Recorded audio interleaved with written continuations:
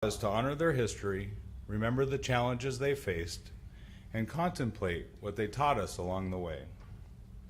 As I was preparing for today, I began thinking about my grandfathers, and in particular, trying to remember some of their physical characteristics, what they sounded like, their clothing style, their smell, and realize that as time passes, it becomes more difficult. As sad as I am that they are no longer here, this Father's Day, I'm grateful for the reminder to focus on these things, which allows me to reinforce my memory of them. And in particular, Papu's very strong aftershave. So as we experience this remembrance service today, I'm hopeful each of you find it meaningful and uplifting, possibly stirring up a memory which will bring a smile to your face. Before we begin, I'd like to thank all those for participating in today's service and thank all of you for joining us as well. It is now my pleasure to introduce Rabbi Cutler to lead us in today's service.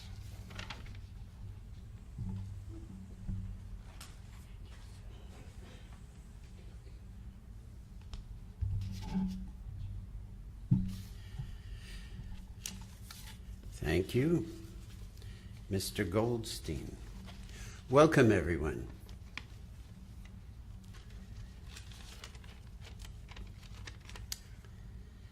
Today we're going to share a lot of things, good things.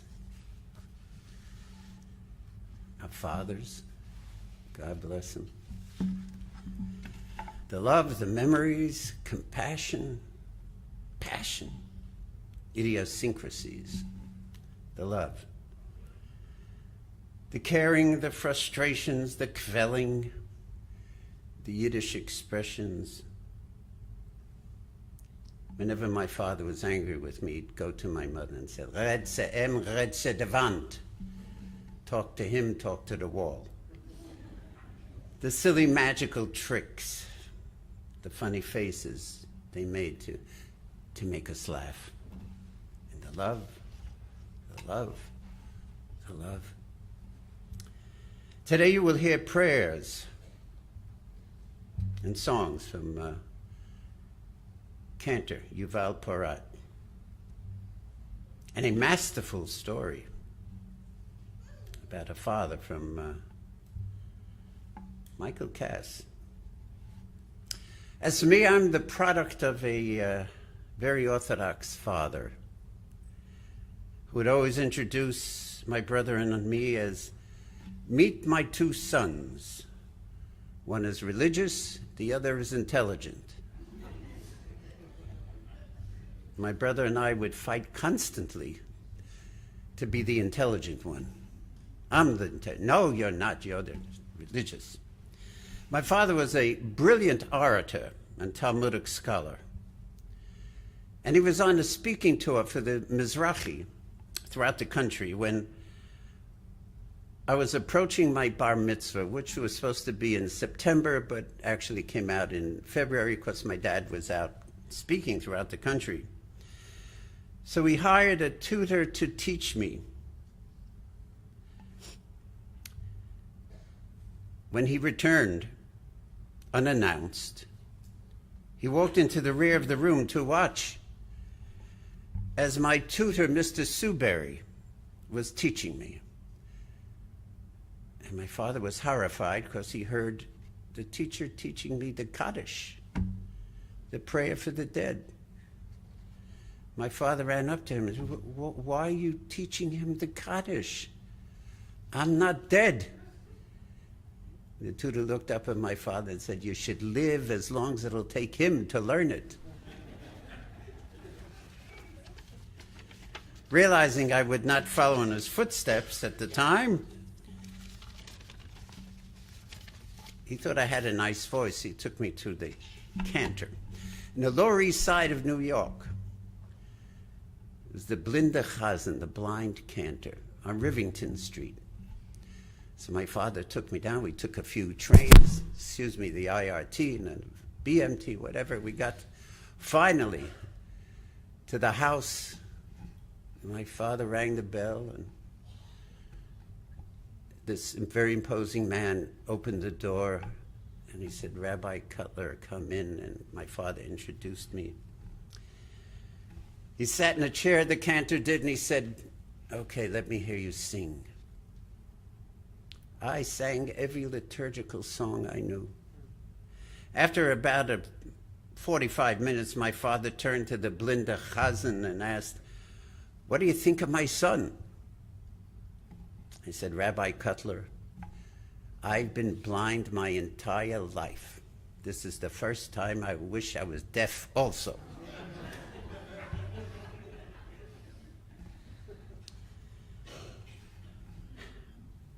I became a rabbi, as did my brother. No, I would never become as intelligent or speak as well as my father. But all I wanted was that he should be proud of me. At my graduation, after I was honored to speak for the graduating class, my father came up to me and he didn't say anything. He just put his arms around me. And he cried uncontrollably. I loved that man. I always will.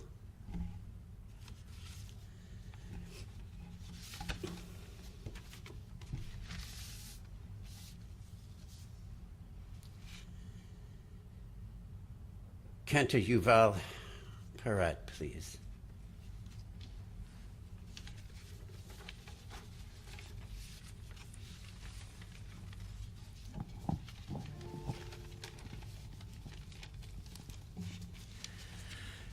Adonai ro'i lo echsar bin'ot yarbitzeni al mei menuchot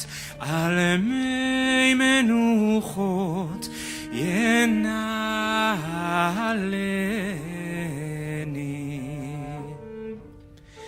נפשי ישובב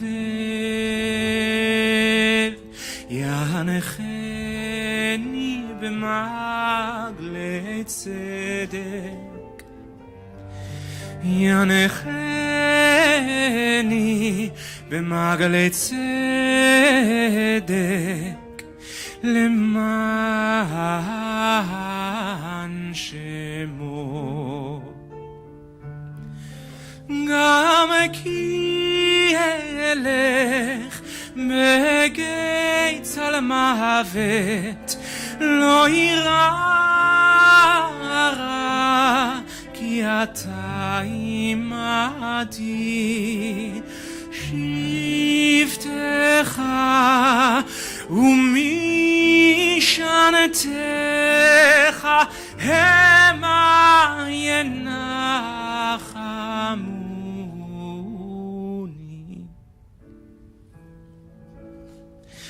תערוך לפניי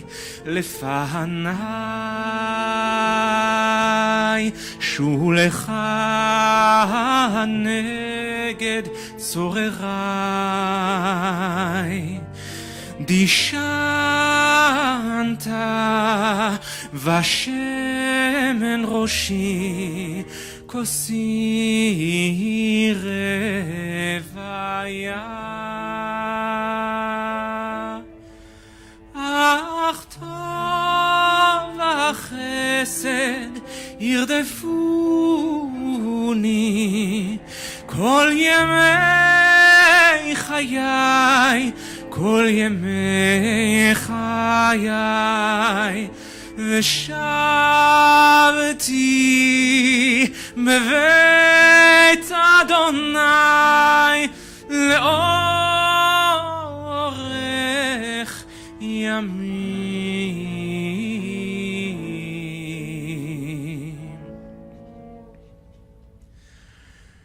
אדוני רואי לא אחסר אדוני רואי לא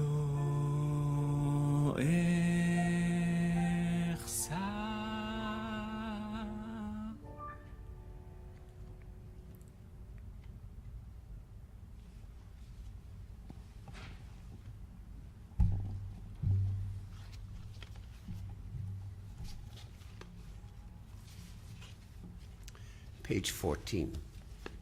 Join me, please.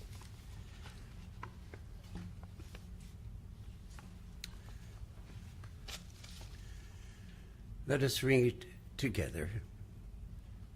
Top of the page. Adonai is my shepherd, I shall not want.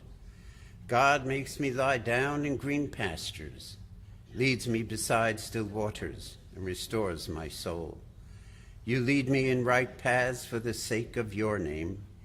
Even when I walk in the valley of the shadow of death, I shall fear no evil, for you are with me. Your rod and your staff, they comfort me. You have set a table before me in the presence of my enemies. You have anointed my head with oil, my cup overflows. Surely goodness and mercy shall follow me all the days of my life, and I shall dwell in the house of God forever. Cantor Yuval, please.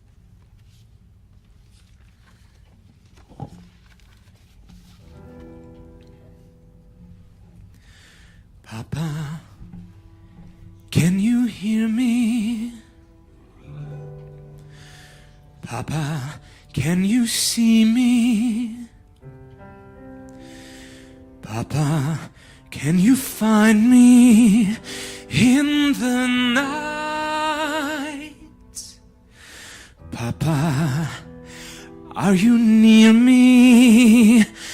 Papa, can you hear me? Papa, can you help me not be frightened?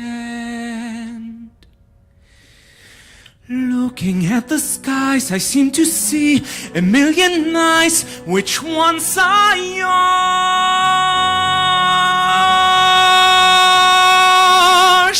Where are you now that yesterday has waved goodbye and closed its doors?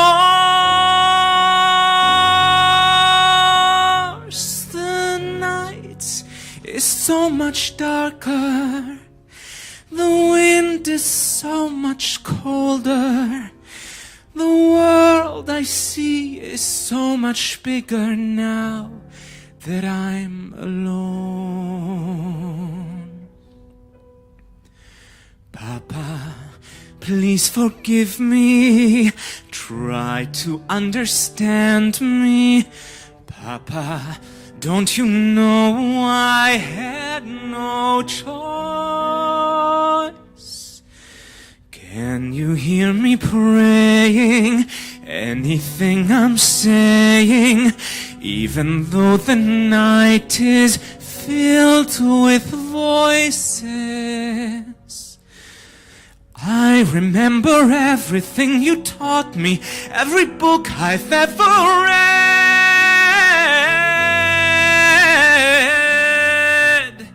Can all the words in all the books help me to face what lies ahead?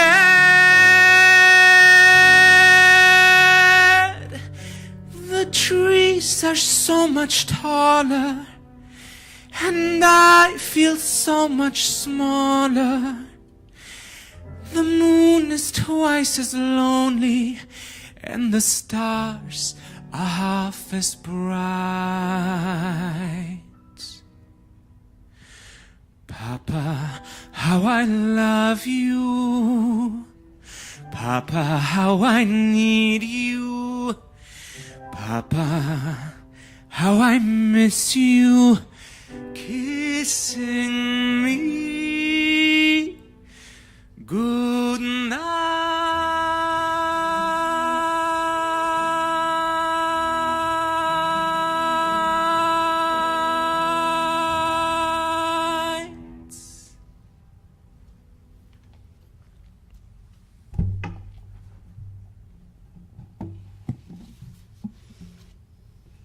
If I had a voice like that, I'd be a cantor today. Thank you, Yuval.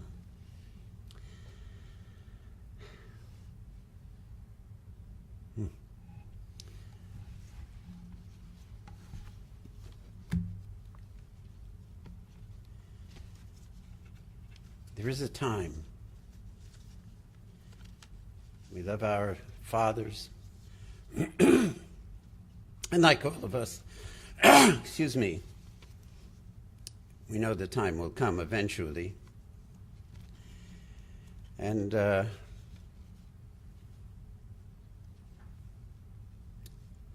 children will be sitting and hopefully honoring us as well. There is a time. For everything there is a season, and a time for every purpose under the heavens.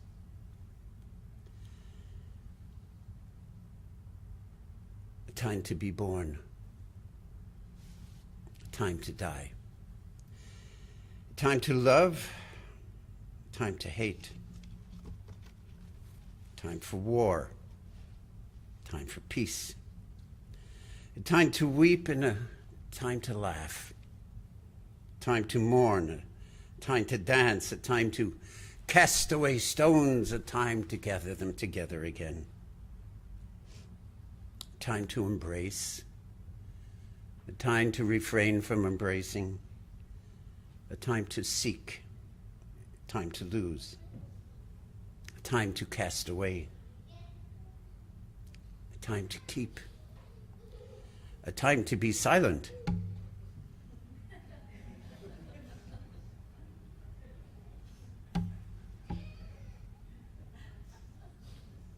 and a time to speak.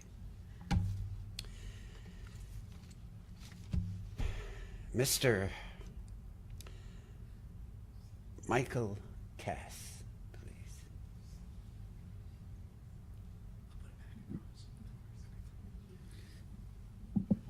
Morning. All right. That was almost exciting.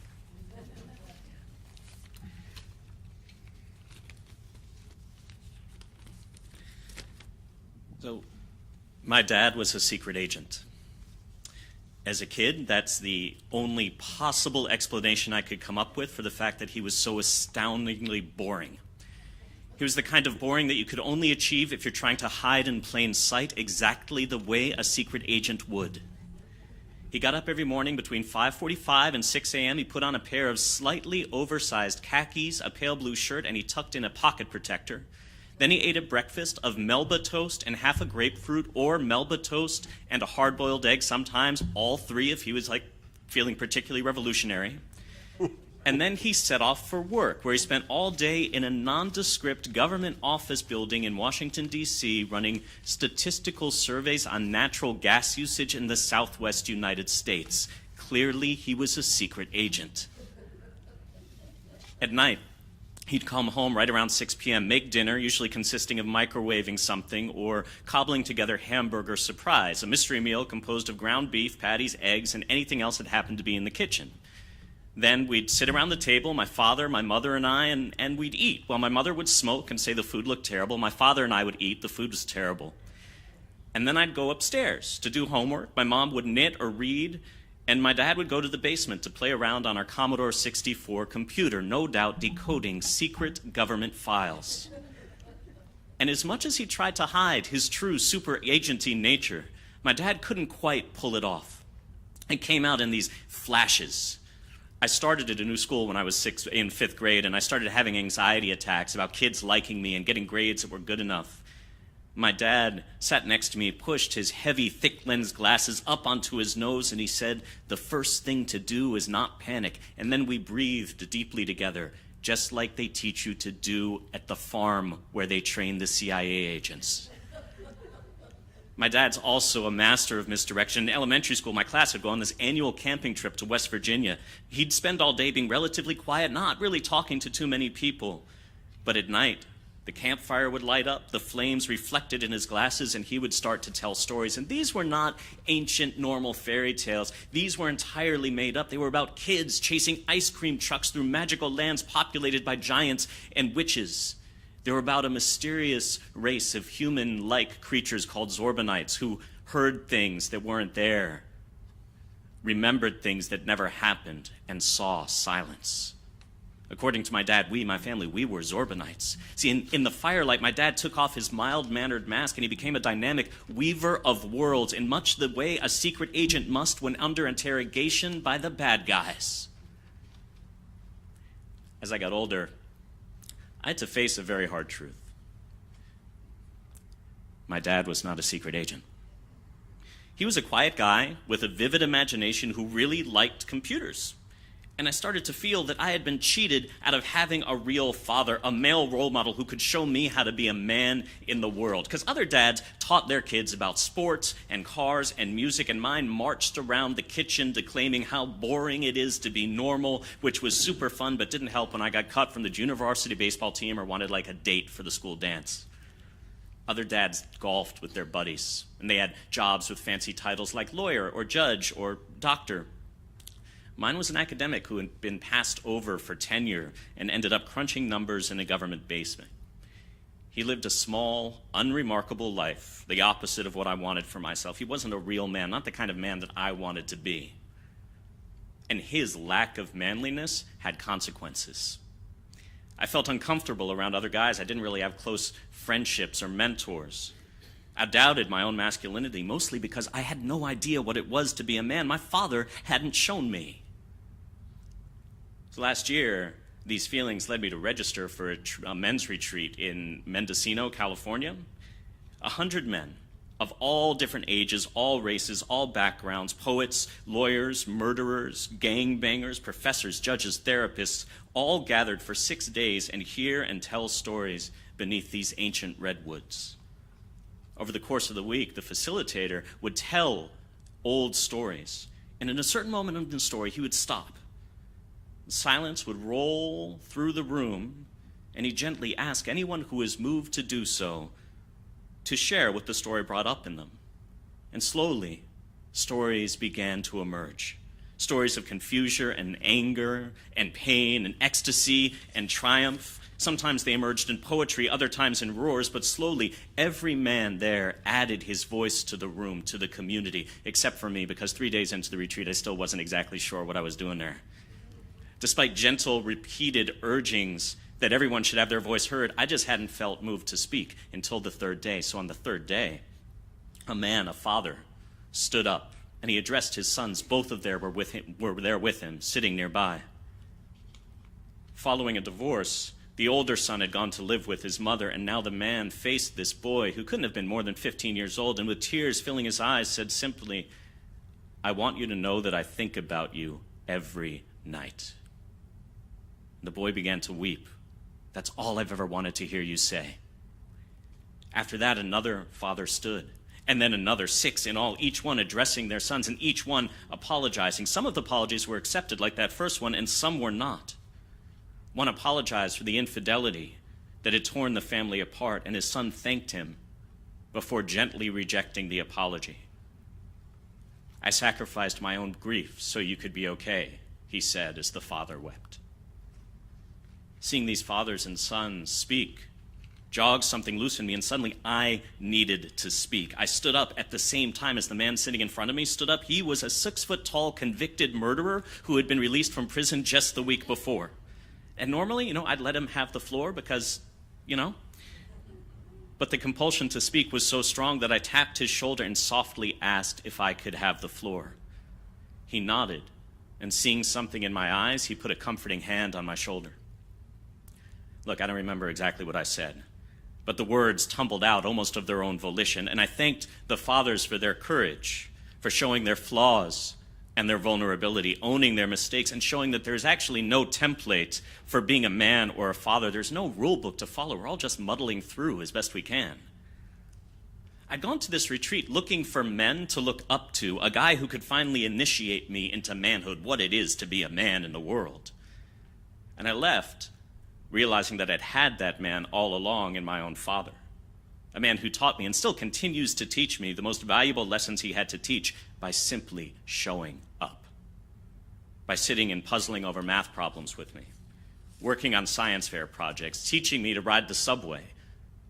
He would, when I was like 8 years old, he would actually sit in the car, the next car over, so I would feel super independent. And by telling stories. So while my dad is not and likely never has been a secret agent, although there is always hope, and while he never taught me much about throwing the old pigskin around, he's always been an example of quiet strength and resilience and commitment. And he taught me that growing up doesn't mean losing the ability to play make-believe, that stories really do bring people together, and that you don't have to be a super spy to be a great man. Thank you.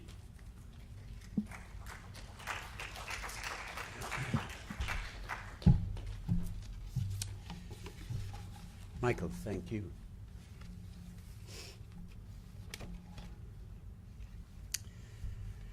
Cantor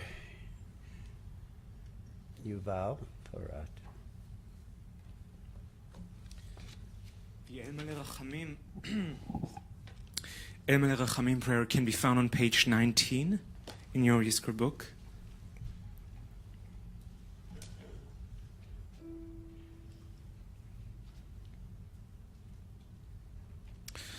Let us read the prayer together in English, and I invite you to mention the name of the loved one you are missing today, that you are remembering today, when the time comes to do so in the prayer. Let's read together at the top of page 19. O compassionate God, eternal Spirit of the universe, grant complete rest in your sheltering presence to who has entered eternity, Master of motherly and fatherly love, sheltered by your divine wings, may they be bound up in the bond of eternal life. The eternal God is his and her inheritance. May they rest in peace. Amen.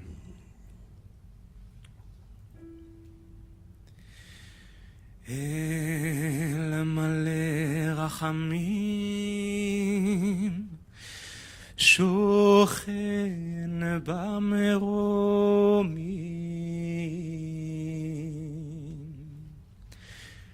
המצא מנוחה נכונה תחת כנפי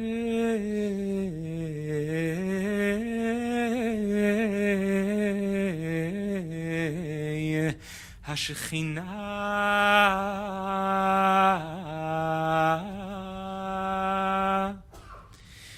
עם קדושים וטהורים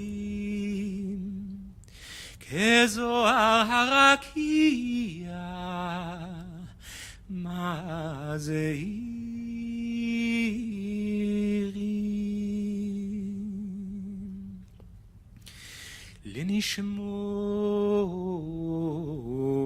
לנשמות יקירנו שלחו לעולמם.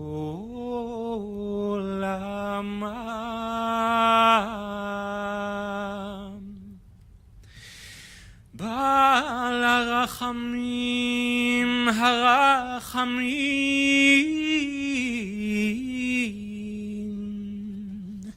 יסתירם בסדר כנפיו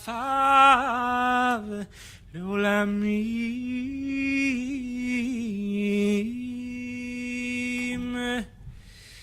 ויצרו מצרוע החיים את נשמתם.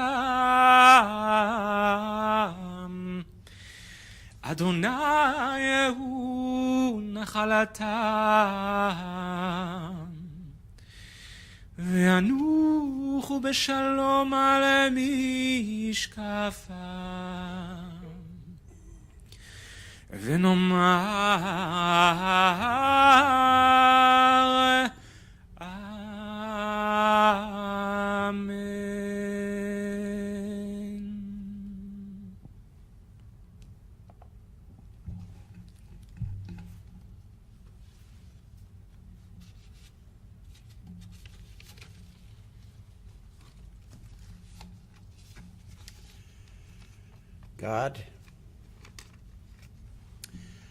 God took the strength of a mountain,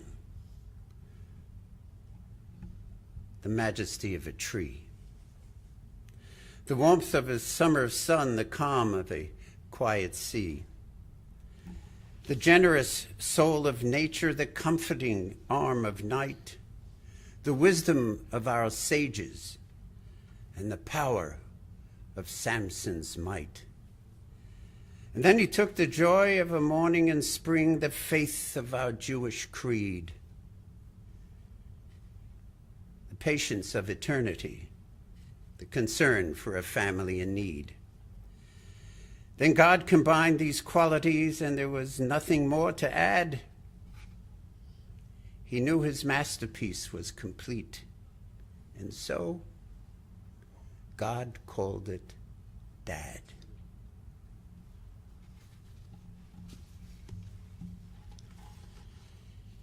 May I ask you, please, to rise.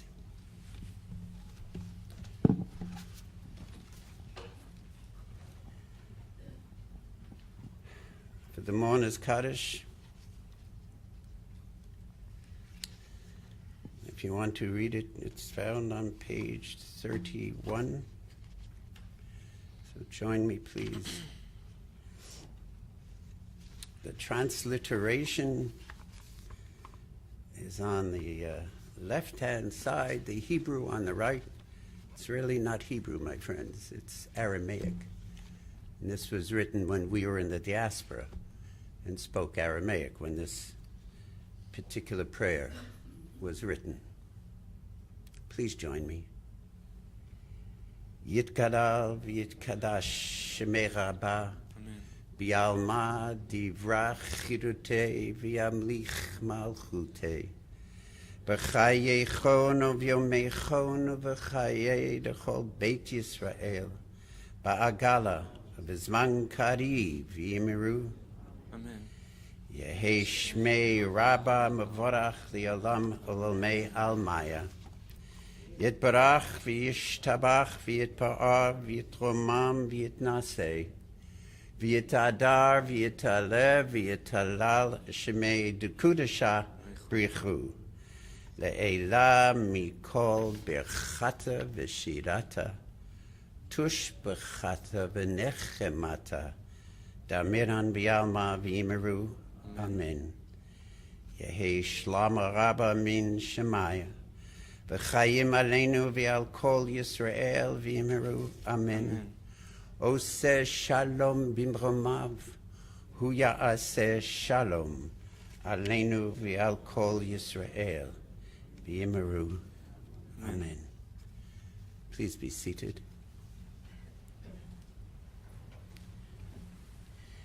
May all of us who are here, although the burden of grief cannot easily be done away with, and the sadness over an unfinished life easily laid aside, it must be remembered, and please remember, that completeness of a life is not measured in length only. It is measured in the deeds and commitments that give life its purpose. May we never forget our fathers who have passed on indelible memories that we in turn pass on to our loved ones, and they in turn to the next generation. Life is good.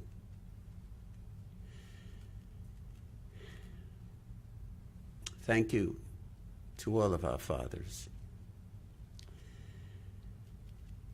Thank you especially on this day.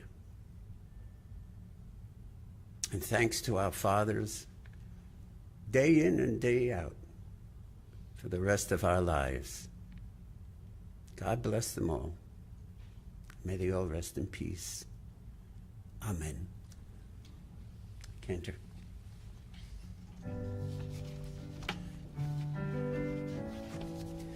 May the one who makes peace in the heavens bring peace upon us and all the inhabitants of the world, And let us say Amen. Ve'imeru Amen.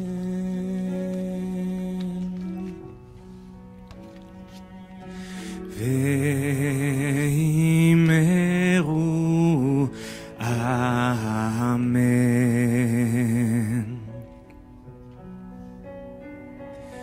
Ve'imeru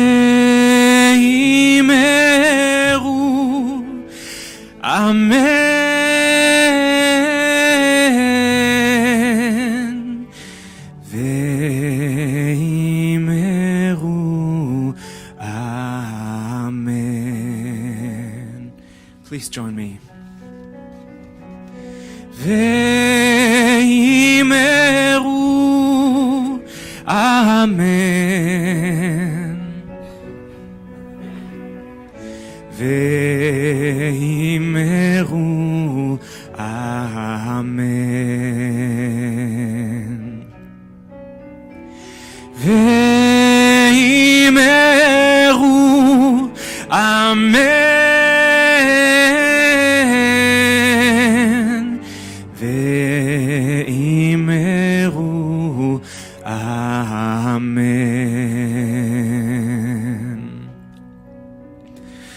Ose shalom bimroma hu ya'aseh shalom aleinu ve'al kol yoshvei tevel ve'imru Amen. Ve'imeru Amen. Ve'imeru Amen. Ve'imeru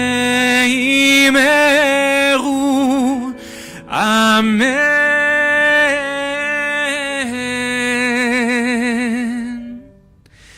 Ve'imeru Amen.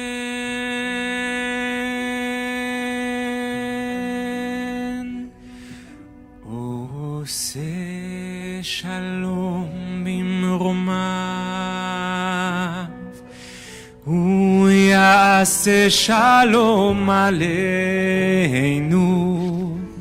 ve'al kol Yisrael ve'imru.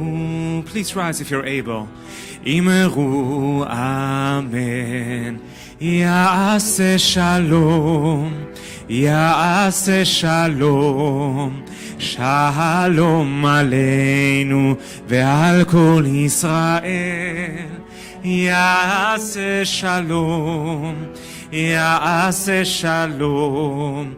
Shalom aleinu ve'al kol Yisrael. Ya'aseh shalom. Ya'aseh shalom. Shalom aleinu ve'al kol Yisrael. Ya'aseh shalom. Ya'aseh shalom. Shalom aleinu ve'al kol Yisrael. Ya'aseh shalom. Ya'aseh shalom. Shalom aleinu ve'al kol Yisrael.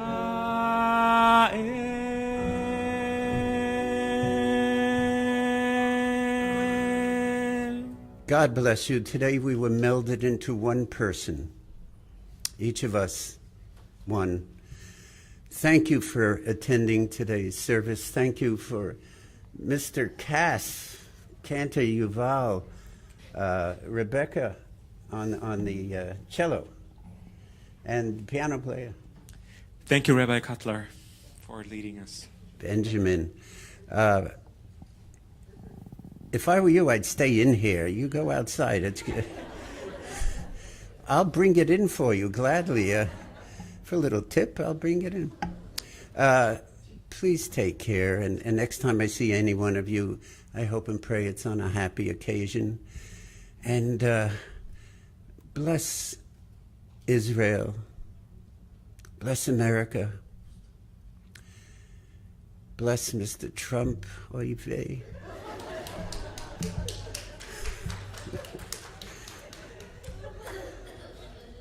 Bless Miss Clinton as well. May the best man win. God bless everyone. Please be well, keep cool. And you made this day very memorable for me. I hope we did the same for you. God bless you all. I love you.